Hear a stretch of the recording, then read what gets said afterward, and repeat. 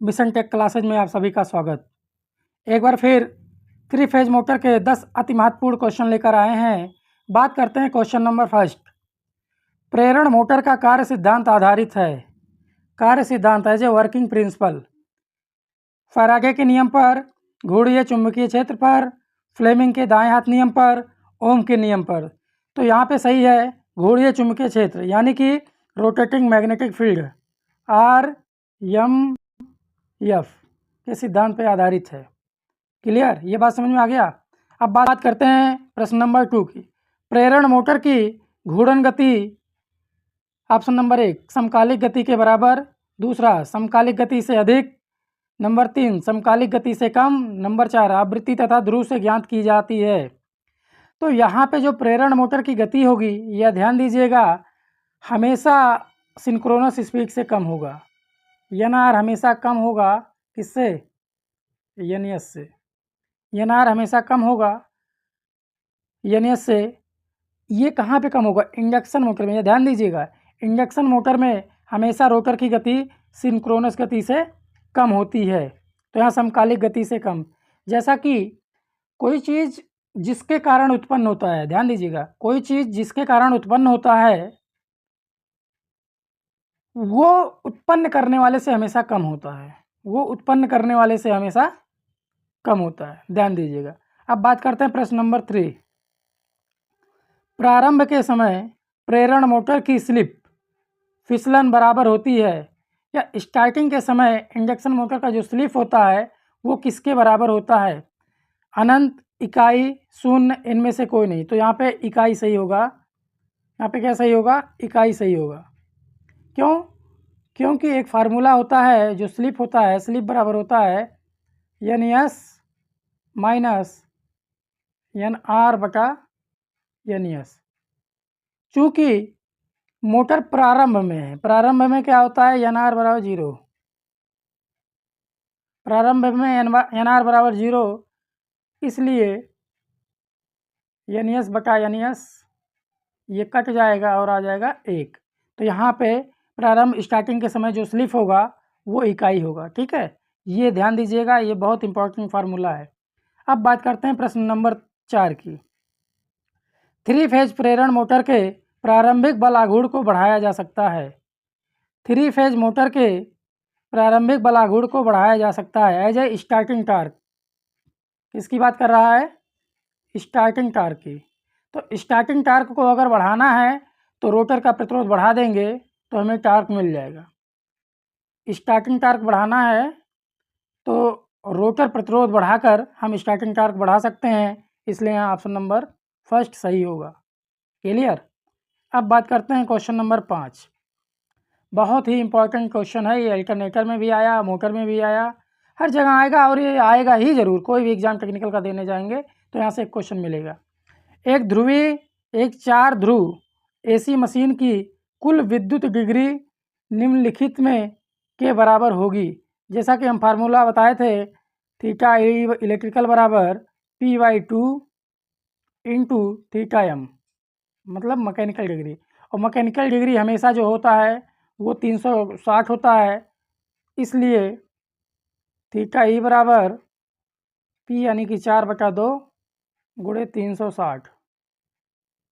तो 2 से 2 दूना 4 और 36 दूना 72 यानी कि 720 डिग्री। क्लियर।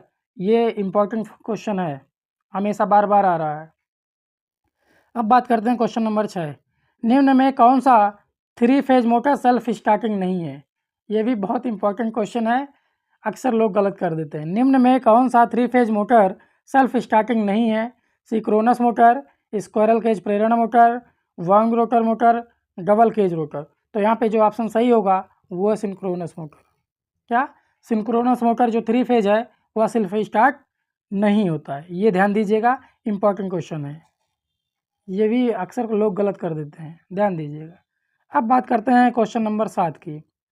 DOL स्टार्टर से चलाए गए, DOL यानी कि डायरेक्ट ऑनलाइन स्टार्टर से चलाए गए किसी 3 फेज प्रेरण मोटर में लघु परिपथ धारा किसके द्वारा सुरक्षित रहती है? लघु परिपथ द्वारा किसके द्वारा सुरक्षित रहती है? यह ध्यान दीजिएगा। लघु परिपथ की बात कर रहा है, यानी कि शॉर्ट सर्किट की बात कर रहा है। ओवरलोड रिले से, नो बोल्ट कॉयल से, ब्रेकअप फ्यूज से, सुरक्षात्मक अर्धचालक से। तो ध्यान दीजिएगा, जब ओवरलोड होता है तो आपका TOLR ऑपरेट होता है, TOLR थर्मल ओवरलोड रिले।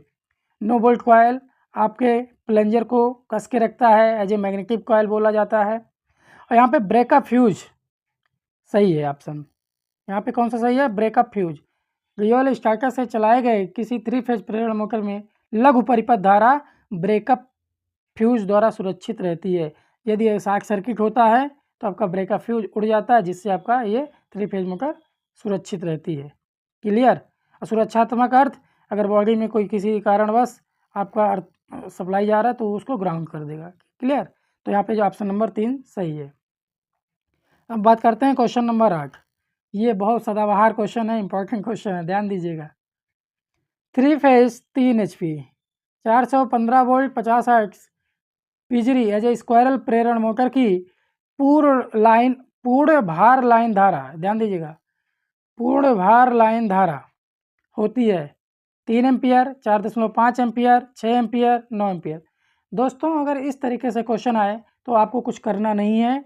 अगर ये पूर्ण भार लाइन धारा पूछेगा, क्या पूर्ण भार धारा लाइन पूछेगा, तो यहाँ पे जो करंट होगा पूर्ण भार धारा HP का 1.5 गुना होता है।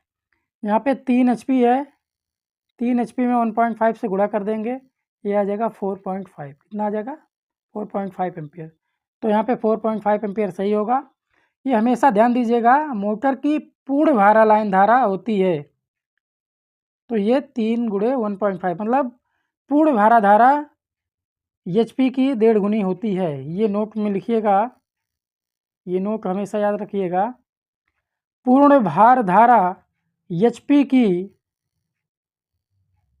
1.5 गुनी होती है, HP की 1.5 गुनी, जितना HP होगा उससे 1.5 से गुणा कर देंगे। ये पूर्ण भार लाइन धारा। अब बात करते हैं क्वेश्चन नंबर 9। इंडक्शन मोटर में एयर गैप की लंबाई को बढ़ाने के प्रभाव से बढ़ जाएगा। एयर गैप ये क्या, option number 1 power factor, option number 2 गति, option number 3 magnetizing current, option number 4 air gap flux. तो यहाँ पे मैग्नेटाइजिंग करंट सही होगा। क्या सही होगा, मैग्नेटाइजिंग करंट। ये क्या होता है देखिएगा, ये आपका है रोटर और ये है आपका स्टेटर। ध्यान दीजिएगा, स्टेटर में 3 फेज वाइंडिंग होती है और रोटर में कंपनी के शॉर्ट सर्किटेड वाइंडिंग किए जाते हैं। तो इसके बीच में जो गैप है,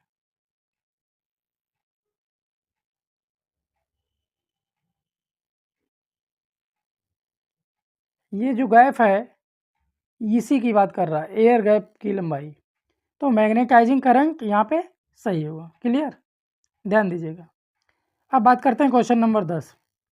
स्टार्टर में थर्मल ओवरलोड रिले TOLR लगाई जाती है, जिससे कि मोटर को